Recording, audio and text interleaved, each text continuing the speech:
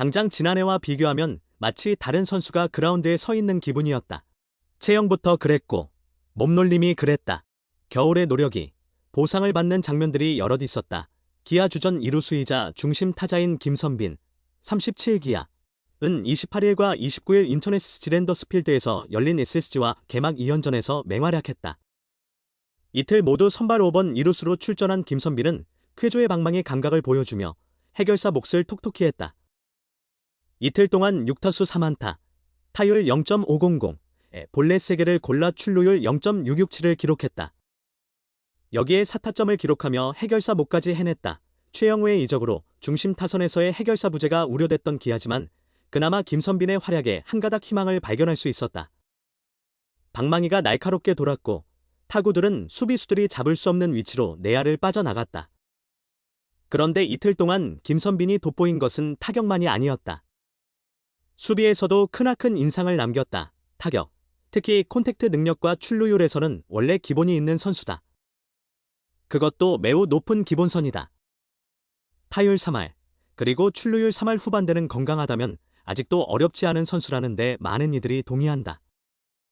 그러나 그런 김선빈의 최근 입지가 약화된 것은 수비 때문이었다. 한때 유격수도 봤던 선수지만 나이가 들면서 수비 범위가 좁아졌다는데도 이견의 여지가 없었다. 기본적인 핸들링이나 송구의 안정감은 있지만 범위가 좁아지다 보니 막을 수 있는 타구를 막지 못하는 경우들이 부쩍 늘었다. 우익수 수비력이 썩 좋지 못한 기아가 우측 타구에 대한 스트레스가 적지 않았던 것도 사실이다. 그런데 김선빈은 첫 2경기에서 날렵해진 몸놀림으로 호수비를 연발했다. 적어도 이틀은 그 어떤 리그 이루수들의 수비가 부럽지 않을 정도였다. 첫발 스타트가 좋아졌고 따라가는 발걸음에도 속도가 붙었다.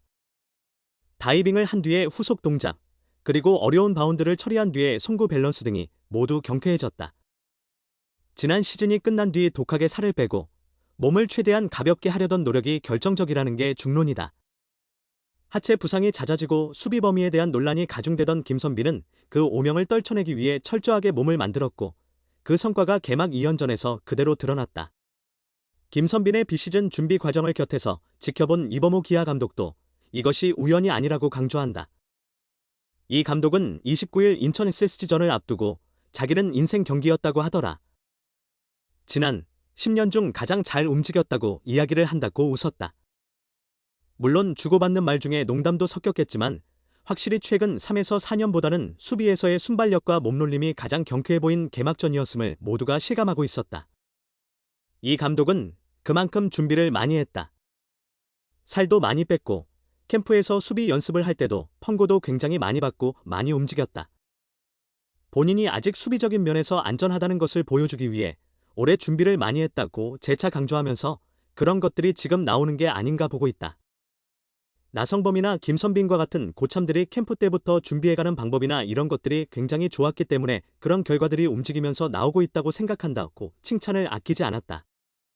비록 팀이 개막 2연전을 모두 내줬지만 김선빈의 경쾌함은 기아의 희망적 요소다. 결과를 떠나 건강을 확인한 게 가장 고무적이다. 김선빈은 근래 하체 부상 때문에 자리를 비우는 일이 많았다.